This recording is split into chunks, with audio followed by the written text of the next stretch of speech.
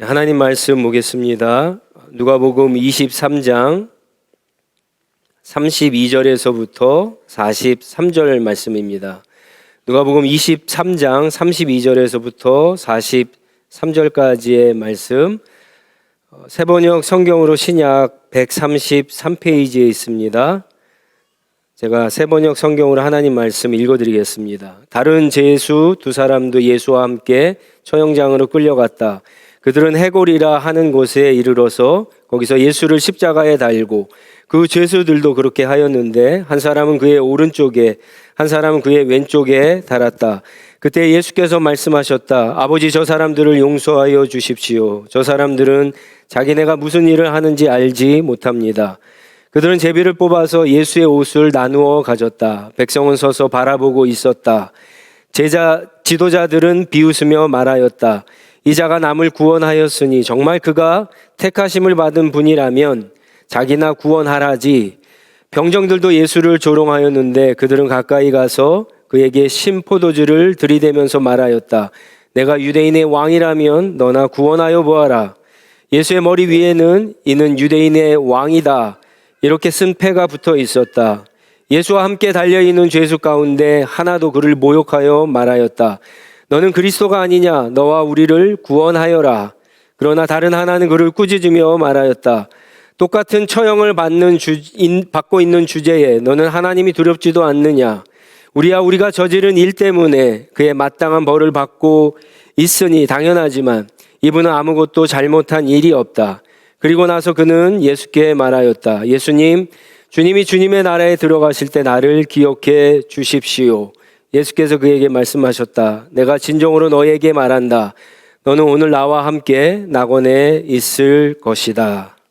아멘.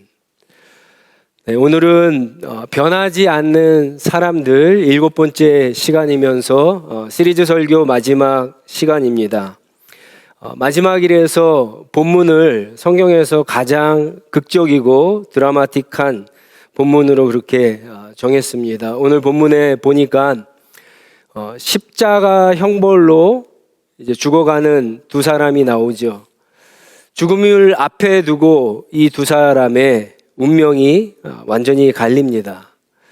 성경에는 한 사람은 예수님의 말씀대로 낙원으로 갔고 다른 한 사람은 어떻게 되었다라고 하는 기록이 없습니다. 낙원에는 가지 못한 것이 분명하겠죠. 기록이 없으니까.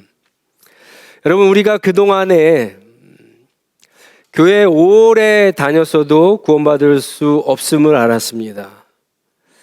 또 직분 받고 열심히 봉사하고 세례를 받아도 구원을 받지 않을 수 있음도 알았습니다. 심지어 기적을 경험하고 은혜를 체험해도 구원받지 않을 수 있음도 알았습니다. 그리고 오늘 말씀에는요, 뭐가 나오느냐? 우리가 그렇게 중요한 십자가를 경험했어도 구원받지 못하는 사람이 나온다는 겁니다. 십자가를 경험했는데도 우리 기독교 신앙에 있어서 가장 중요한 십자가를 경험을 했는데도 구원을 받지 못한다. 왜 이런 일이 일어날까요? 도대체 이들의 운명을 무엇이 갈랐을까요? 그 차이가 뭘까요? 오늘 말씀에 나오는 이 두 사람은 모두 다 죄수죠. 강도입니다. 다른 성경에는 이 두 사람이 행악자라고 그렇게 이야기합니다. 그러니까 죄수인데 강도인데 5년형, 10년형 이렇게 사는 것이 아닙니다. 그 당시에 십자가 처형, 가장 극악한 처형 방법으로 사형 선고를 받은 사람들입니다. 얼마나 잔인하냐면요, 이 십자가 형벌이. 그래서 로마 시민권을 받은 사람들은 십자가 사형을 거의 시키지 않았습니다. 반역죄를 빼고는.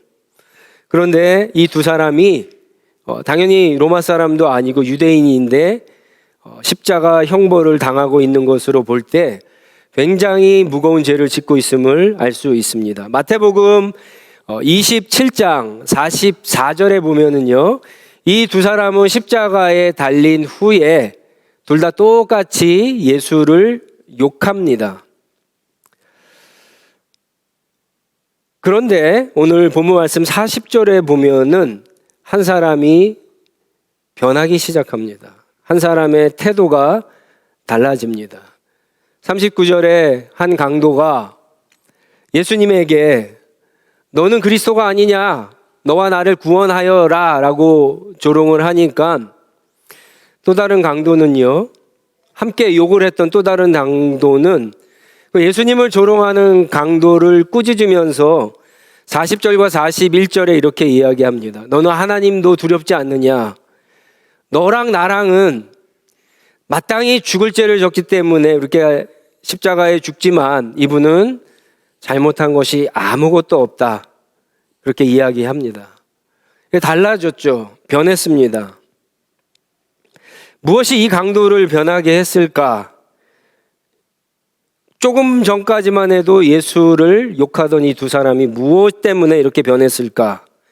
오늘 본문 말씀에 나온 것은요, 34절에 나오는 예수님의 기도 때문입니다. 예수님께서 기도하시죠. 아버지, 저 사람들을 용서하여 주십시오. 저 사람들은 자기가 하는 일이 무슨 일인지 알지 못합니다. 용서의 기도, 사죄의 기도를 듣고 이 한 강도가 변하기 시작합니다. 여러분, 사람이 변하는 것은요, 인생의 어떤 어려움, 위기, 고통을 받는다고 해서 다 변하는 것이 아닙니다.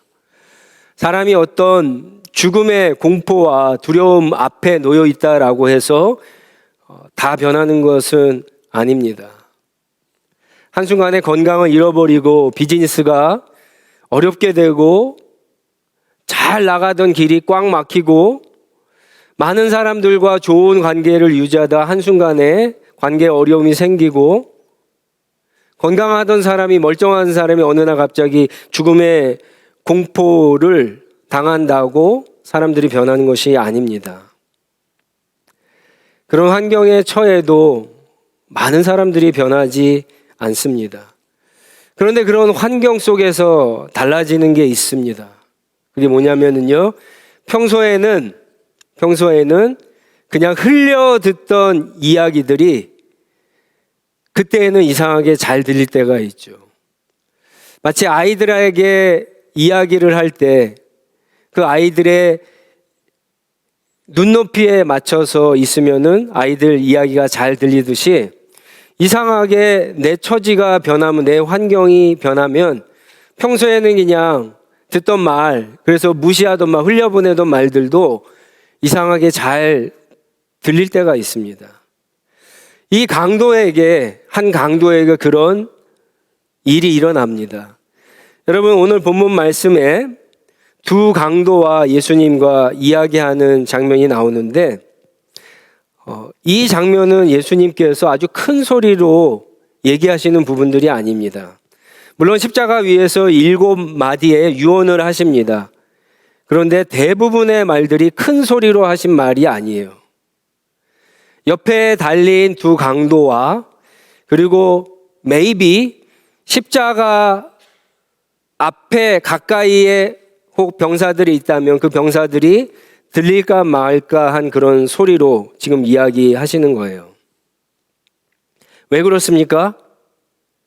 예수님은 지금 지옥과 같은 그런 엄청난 고통 가운데 있기 때문에 그렇죠.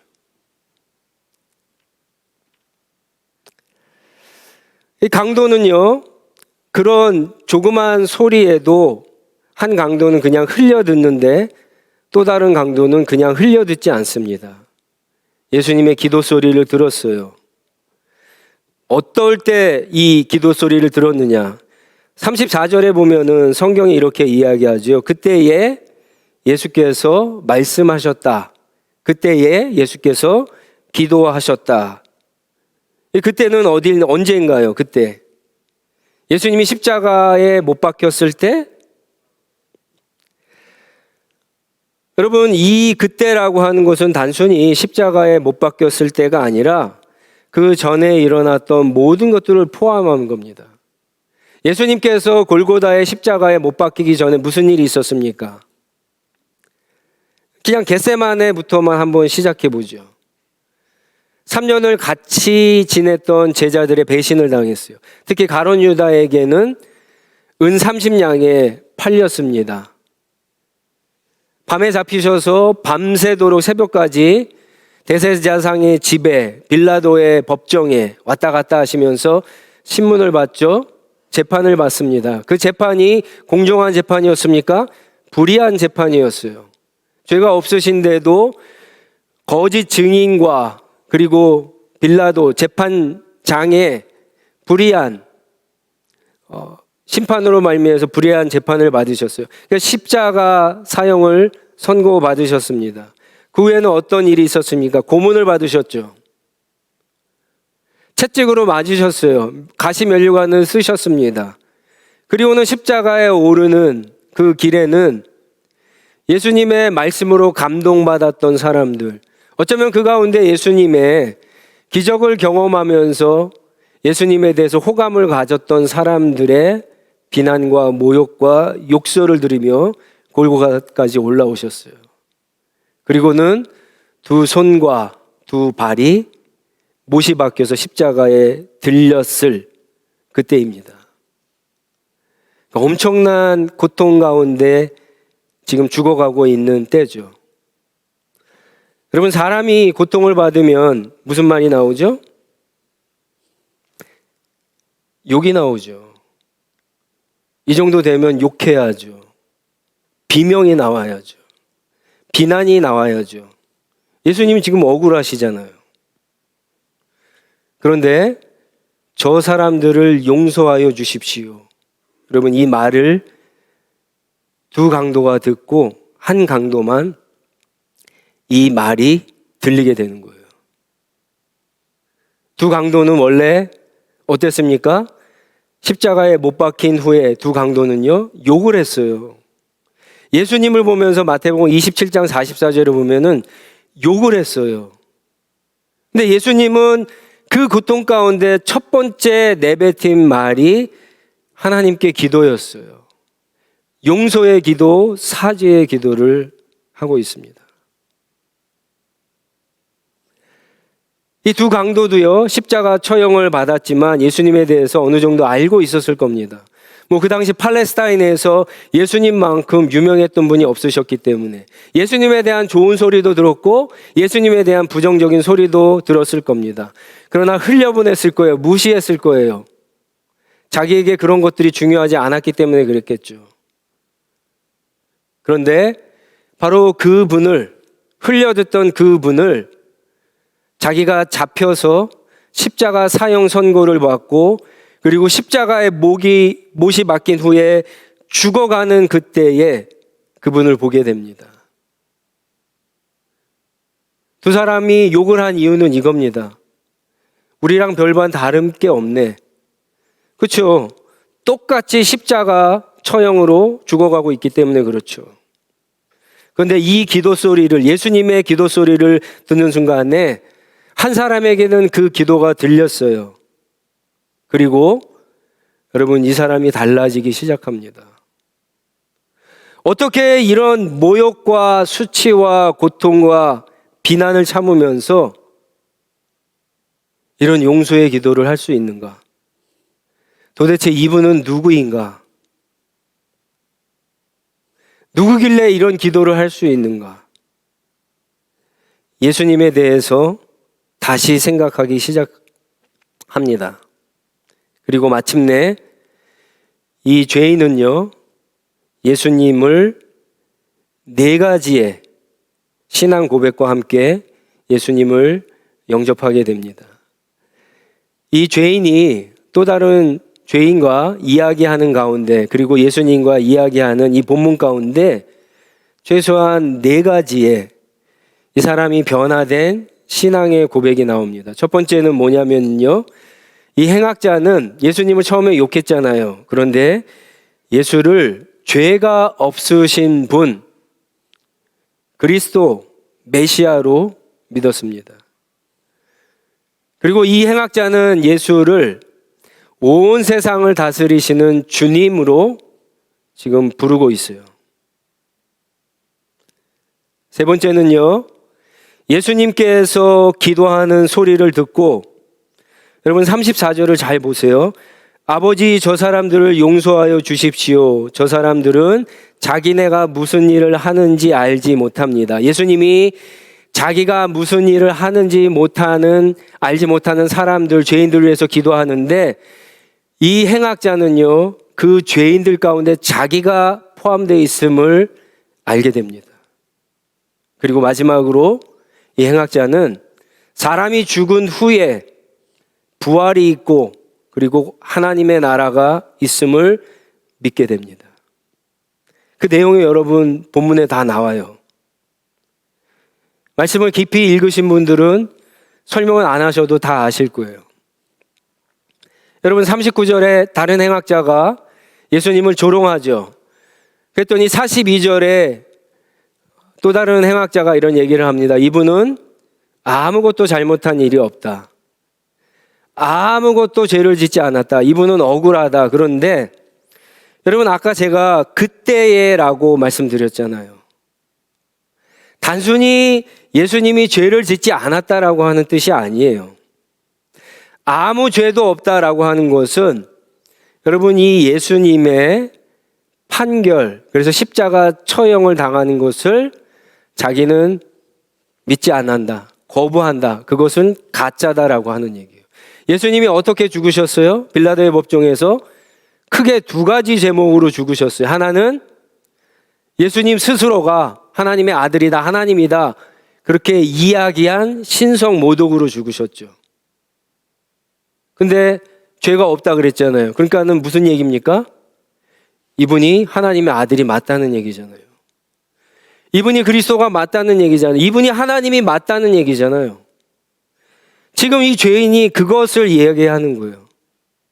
또 한 가지 제목은 뭡니까? 이게 먹히지 않았죠. 빌라도가 나는 너희들의 종교에 대해서는 관여하지 않겠다 그랬더니 예수님을 어떤 제목으로 또 고소를 합니까?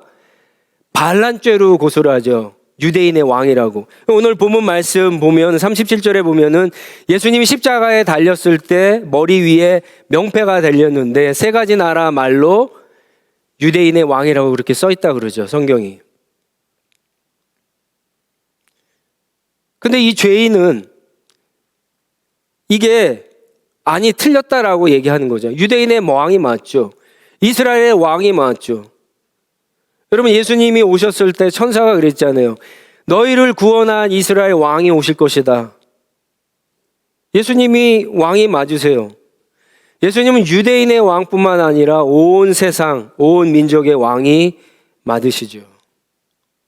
그것을 고백하고 있는 겁니다. 그리고 죄를 지은 죄인들을 구원하기 위해서 오신 그 예수님, 바로 그 죄인들 가운데 자기가 있음을 믿고 42절에 마침내 마지막으로 이런 고백을 하게 되죠. 예수님을 주님이라고 부르죠. 그러면서 주님이 주님의 나라에 들어가실 때 나를 기억해 주십시오. 나를 구원해 주십시오라고 하는 거죠. 주님은 지금 나와 같이 십자가에 못 박혀 죽지만 이게 끝이 아님을 내가 믿습니다. 주님은 다시 살아나실 것이고 당신의 나라의 왕으로 임하실 텐데 그때 나를 기억해 주십시오. 그때 주님 나를 구원해 주십시오라고 지금 기도하고 있는 거예요. 어쩌면 이 행악자에게 있어서 인생의 첫 번째 기도였는지도 모르겠습니다. 근데 어쨌든 이 기도는 굉장히 올바른 기도고 믿음의 기도고 응답받은 기도죠. 예수님이 이 기도를 들으시고 43절에 오늘 나와 함께 낙원에 있겠다. 여러분 구원해 주시겠다. 그렇게 기도 응답을 해 주십니다. 낙원이 우리는 어디인지 잘 모릅니다. 성경에는 딱 3번 낙원에 대한 이야기가 나옵니다. 명칭이 나오는데 하나는 고린도후서 12장 2절로 4절에 나오고요. 또 하나는 요한계시록 2장 7절에 보면 나옵니다. 사도 바울과 요한이 낙원에 대해서 딱 2번 이야기합니다. 이 본문 빼고, 예수님 빼고. 그런데 두 사람은 특징이 있죠. 둘 다 하나님 나라를 경험한 사람들이에요. 매우 신비하고 엄청나고 특이한 영적 경험을 한 사람들입니다. 우리가 잘 아는 대로 바울은 3층천을 경험했던 사람이죠. 요한계시록도 하나님 나라를 경험하고 그것을 글로 쓴 게 요한계시록이잖아요. 근데 바울은요, 이 낙원을 고린도후서 12장에 보면은 셋째 하늘이라고 표현을 하고요. 요한은 그 낙원에는 생명나무가 있다 이렇게 표현을 합니다. 요한계시록 2장 7절에 보면은. 낙원이 어디입니까? 생명나무가 있는 곳이 어디예요? 에덴이죠. 하나님의 나라입니다. 천국이에요. 그러니까 낙원을 그냥 천국으로 이해하셔도 아주 틀린 것은 아닙니다. 이 고백으로, 이 믿음으로 여러분 구원을 받는 거예요. 죽음의 공포, 두려움, 인생의 고통, 고난 이런 것 때문에 여러분 구원을 받는 것이 아닙니다. 반면에 다른 한 강도는 완전히 다른 길을 가죠. 똑같이 예수님 옆에 있었어요. 똑같이 십자가에 달렸습니다. 똑같이 예수님의 기도를 들었을까요? 못 들었을까요? 들었죠. 성경에는 이 강도가 귀머거리라고 하는 얘기가 없어요. 그러니까 들었을 거예요. 다시 생각할 수 있는 기회가 없었던 것도 아닙니다. 여러분 35절에 보시면 백성과 지도자들이 예수님에 대해서 조롱하죠. 이자가 남을 구원하였으니 정말 그가 택하심을 받은 분이라면, 그래서 제가 가진 성경에는 각주가 달렸습니다. 이 택함 받으신 분, 그 밑에, 성경 밑에 보면은 하나님이 세우신 그리스도를 택함 받은 분이라고 얘기했는데 그런 얘기예요. 네가 그리스도면 너나 구원을 해라. 네가 그리스도면, 유대인이 왕이면 너나 구원하여 봐라. 그렇게 이야기하죠. 근데 이 강도가 똑같이 이야기하죠. 마치 앵무새처럼 똑같이 이야기합니다. 자기 생각이 아니다라고 하는 거예요. 자기가 주워 들었던 대로 예수님에 대해서 누가 판단한 대로 똑같이 판단하고 있어요. 예수님의 기도를 듣고 한 사람은 생각을 바뀌었는데 예수님의 기도를 듣고 한 사람은 바뀌지 않고 다른 사람이 했던 판단, 생각, 예수님에 관한 정체성들을 똑같이 이야기하고 있습니다. 예수님의 기도가 들렸는데 예수님이 그 지옥 같은 엄청난 고통 가운데 기도하는 이 모습이 여러분 얼마나 엄청났겠어요. 얼마나, 만약에 이 기도를 우리가 들을 수 있다면 우리가 굉장히 큰 감동을 받을 수 있겠죠. 그런 은혜를 받았음에도 불구하고 한 강도는 전혀 다르게 생각하지 않습니다. 그분이 누구인지, 죄가 없다면 왜 우리와 같은 죄인과 십자가에서 못 박혀 죽어가고 있는지, 예수님의 용서가 필요한 죄인 가운데 혹시 나는 있는 것은 아닌지 여러분 생각해 보지 않았습니다. 그냥 사람들이 하는 말, 그냥 그 당시 팔레스타인에 돌아다니던 말, 십자가에 못 박히는 군인들이 했던 말, 종교 지도자들이 했던 말, 사람들의 평가, 그걸 그대로 듣고 그대로 따라가고 있어요.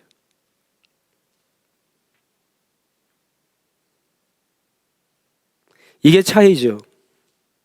어떤 분들은 이렇게 얘기해요. 예수님의 이 기도가 능력이 없어서 그런 건 아닌가.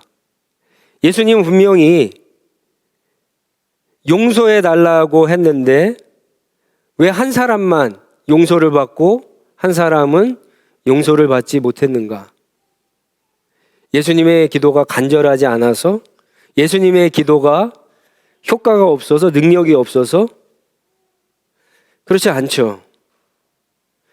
여러분, 십자가는 모든 사람들, 모든 죄인들을 위한 죽음입니다. 하지만 예수님께서 십자가에서 죽었다고 모든 사람들이 저절로 구원받는 것은 아닙니다. 여러분, 굉장히 중요합니다. 예수님은 모든 사람들을 위해서 죽으셨어요. 그러나 예수님이 모든 사람들을 위해서 죽었다고 모든 사람들이 저절로 구원받는 것은 아닙니다. 베드로후서 3장 9절 말씀을 한번 보겠습니다. 베드로후서 3장 9절 말씀. 어떤 이들이 생각하는 것과 같이 예수께서는 약속을 더디 지키시는 것이 아닙니다. 도리어 여러분을 위하여 오래 참으시는 것입니다. 하나님께서는 아무도 멸망하지 않고, 여러분 뭐라 그러십니까? 성경이 하나님은 아무도 멸망하지 않고 아무도 형벌을 받아 지옥으로 가는 것을 원치 않으신다 그래요. 그러니까 예수님이 십자가에서 죽은 것은 모든 사람들을 위해서 죽으신 게 맞아요. 그런데 그 다음 말이 중요하죠.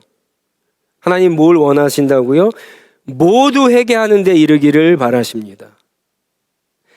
회개해야지만, 하나님 앞에서 죄인임을 인정해야지만, 그래서 나에게 하나님이 보내신 그리스도가 나의 구세주이신 것을 믿어야지만 예수님의 십자가의 죽음이 나와 상관이 있다는 거예요. 십자가의 죽음을 통한 죄의 용서가 나와 상관이 있다는 거예요. 그게 없으면 아무 상관이 없어요. 무관이 없어요. 무관합니다. 바다 한가운데 배가 떠 있습니다. 많은 사람들이 그 배 안에 있습니다. 근데 그 배에는 라이프 자켓이 없어요. 구명보트도 없습니다. 사람들이 아무도 몰라요. 배가 가라앉는다는 것을. 뭐 그 안에서 파티가 벌어졌는지 모르겠습니다. 점점 빠져 가고 있는 것을 몰라요. 심각성을 몰라요. 그 사람들이 어떻게 될까요? 배에 타고 있는 사람들이 다 죽겠죠. 물에 빠져 죽을 겁니다.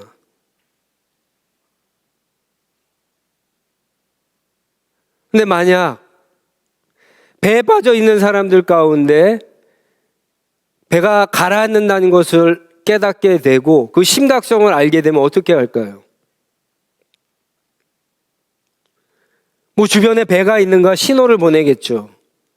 그 배에 뭐 보트를 대신할 게 없는가, 뭐 물건을 갖다가 만들어 갖고 뗏목을 만들어 갖고 살라고 그렇게 하겠죠.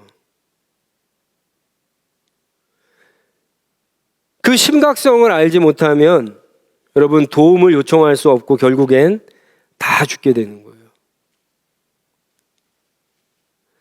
아무리 육지에, 아무리 주변에 구조대가 있어도요, 무전을 쳐갖고 연락을 하지 않으면, 도움을 요청하지 않으면 다 죽게 되는 겁니다. 성경이 말하는 우리의 상태가 그런 거예요. 예수님은 우리의 죄의 심각성을 아시고 이 죄 때문에 이 땅에 오셔서 십자가에서 죽으셨어요. 그래서 누구든지 자기의 죄를 고백하고 예수님을 믿으면 이 구원을 얻게 되는 거예요. 근데 심각성을 모르고 예수님을 믿지 않으면 이것은 우리와 아무 상관이 없게 되는 겁니다.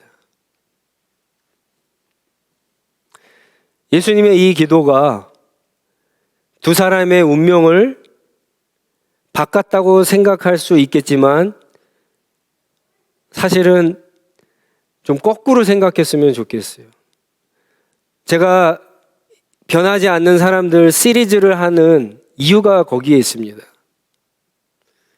우리는 늘 교회가 복음을 전하지 않아서, 교회가 전도하지 않아서, 선교하지 않아서, 기도가 부족해서, 이런 여러 가지 핑계거리를 댑니다. 근데 여러분, 그런 것도 틀리지 않아요. 그렇지만 이미 교회 안에 있는 많은 사람들은요, 복음을 수도 없이 들었어요. 많은 사람들의 중보 기도가 있었어요. 많은 기회가 있었어요. 예수님의 이 용서의 기도는 아니지만 누군가의 기도 소리는 들었을 겁니다. 근데도 변하지 않아요.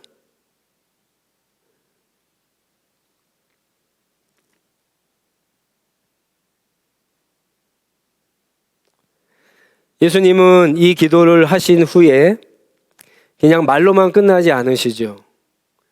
저들을 용서해 주십시오라고 하고, 여러분, 당신이 스스로 십자가에서 죽으십니다. 그 용서를 위해서.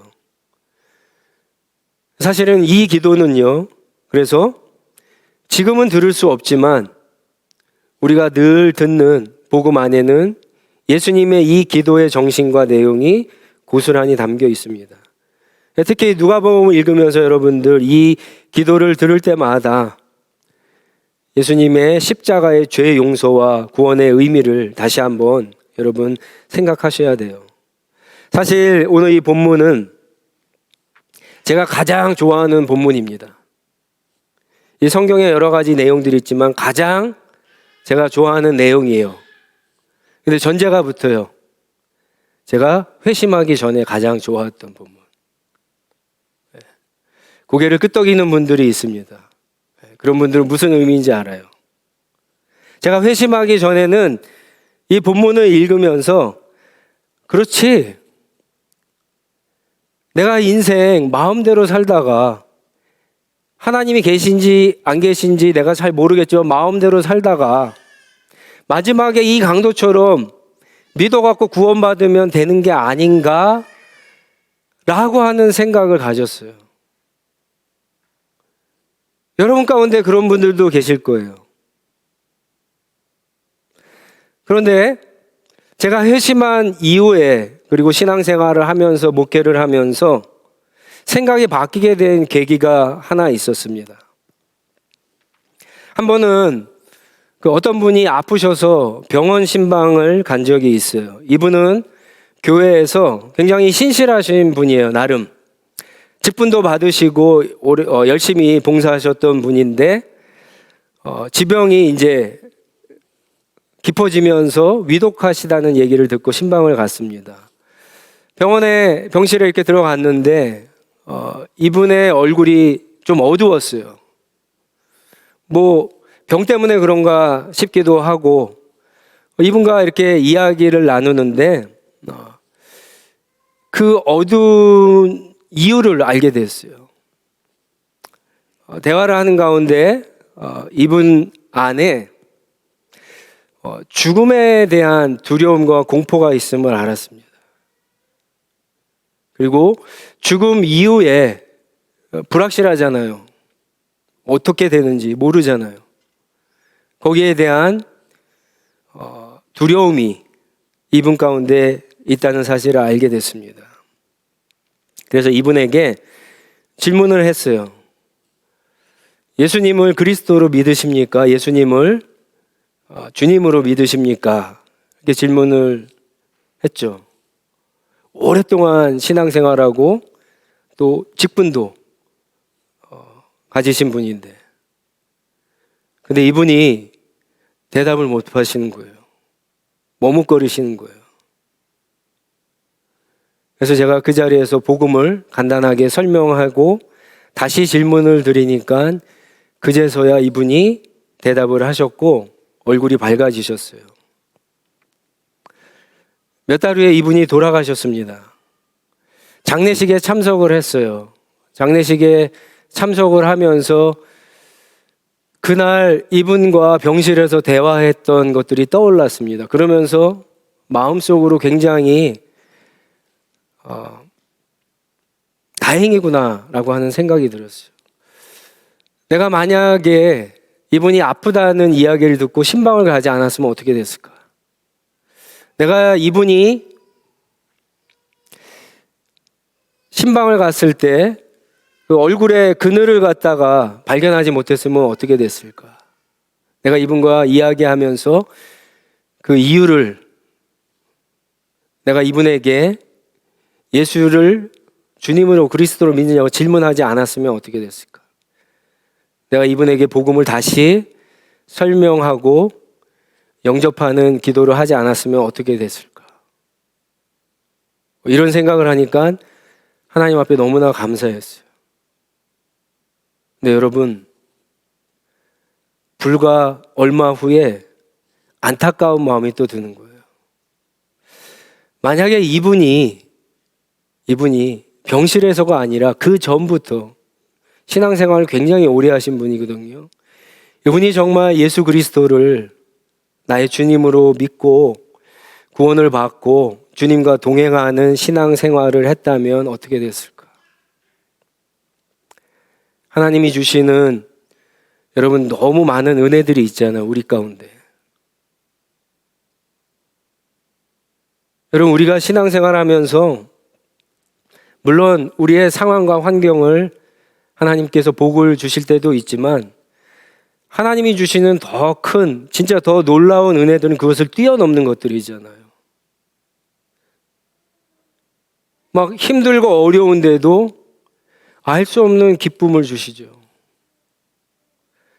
많은 사람들이 주변에 없는데도 누군가 나를 이렇게 꼭 끼어 안고 있는 그런 느낌을 받으실 때가 있잖아요.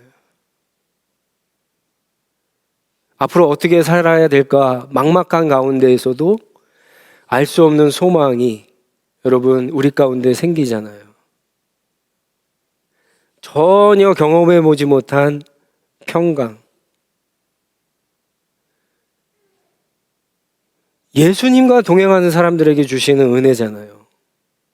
만약에 이분이 그런 은혜들을 주님과 동행하면서 경험했다면 여러분 이분의 삶을 비난하는 것이 아니라 훨씬 더 가치 있고 훨씬 더 의미 있고 더 하나님 앞에서 복된 인생, 행복한 인생이 되지 않았을까요?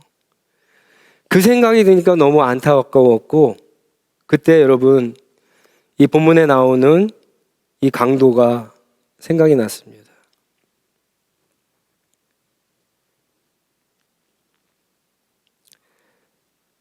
저는 제가 원하는 대로 하나님께서 이 은혜를 주시지 않았어요. 마지막에 예수님을 믿는 은혜를 주시지 않았어요. 전 고등학교 2학년 때 하나님을 만났습니다. 그리고 지금 계속 주님과 동행하며 살고 있어요. 혹시 이 가운데, 여러분 가운데 이 은혜를 사모하는 사람들은요, 접으세요. 내려놓으세요. 내 인생 마음대로, 내 마음대로 내가 주인 돼서 살겠다. 그러다가 나중에 예수님을 영접하고 구원받으면 되지. 라고 하는 생각 여러분 버리시고 오늘 예수님을 나의 구세주 그리스도로 믿으시고 주님이 말씀하신 오늘 나와 함께 낙원에 있는 이 복을 누리시기 바랍니다. 우리가 지난 7주 동안 사람들이 변하지 않는 여러 가지 이유를 살펴봤습니다. 아무리 예수님을 몇 번 영접하고 아무리 성경 공부 많이 하고 기도 열심히 하고 예배 빠지지 않고 시합 모임 잘 참석하고 봉사하고 직분을 가지고 있어도 놀라운 은혜와 기적을 경험해도 심지어 십자가를 경험해도 저절로 구원받는 것이 아닙니다. 복음이 복음으로 들리려면은 내 안에 있는 여러 가지 장애물들을 해결해야 돼요. 내 안에 있는 그리스도와 교회에 대한 선입견, 편견, 오해, 그 오해로 비롯된 상처. 여러분, 이 상처 때문에 많은 사람들이 교회 떠나는 거 아시죠?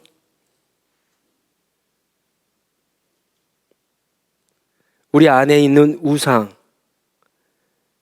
가장 심각한 우상이 뭡니까? 돈이죠.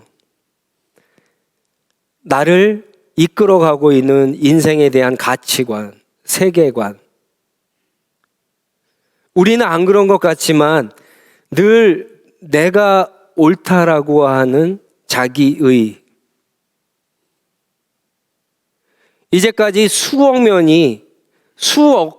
명의 사람들이 예수님을 그리스도로 믿고 구원을 받았는데, 내가 오늘 발견한 바로는 예수님은 그리스도가 아니야 라고 생각하는 교만함, 어리석음, 이런 것들이 해결되지 않으면 절대 복음이 복음으로 들리지 않습니다. 예수님의 기도를 들었던 것처럼 오늘 이 복음 가운데 하나님의 음성을 들으시고 다른 사람들의 판단이 아니라 여러분들이 깊이 고민하시고 생각하시고 판단하시기 바랍니다. 오늘 예수님을 영접하십시오. 그래서 오늘 네가 나와 낙원에 있겠다라고 하는 그 복을 누리시는 저와 여러분들이 되시기 바랍니다. 우리 함께 기도하도록 하겠습니다. 자리에서 일어나서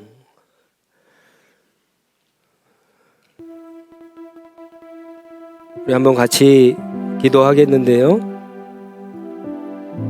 우리 안에 있는 장애물들을 한번 무엇이 있는가 한번 봤으면 좋겠습니다. 지난 7주 동안 여러 가지 설명을 해드렸고 지금도 요약해서 설명을 해드렸습니다. 분명히 우리 가운데는 이런 것들이 있어요. 이런 것들이 우리가 하나님의 말씀을 읽고 들을 때 예수님의 음성을, 복음을 여러분 듣지 못하게 방해하는 거예요. 그것만 제어할 수 있으면, 그것만 없앨 수 있으면 여러분 복음이 들립니다.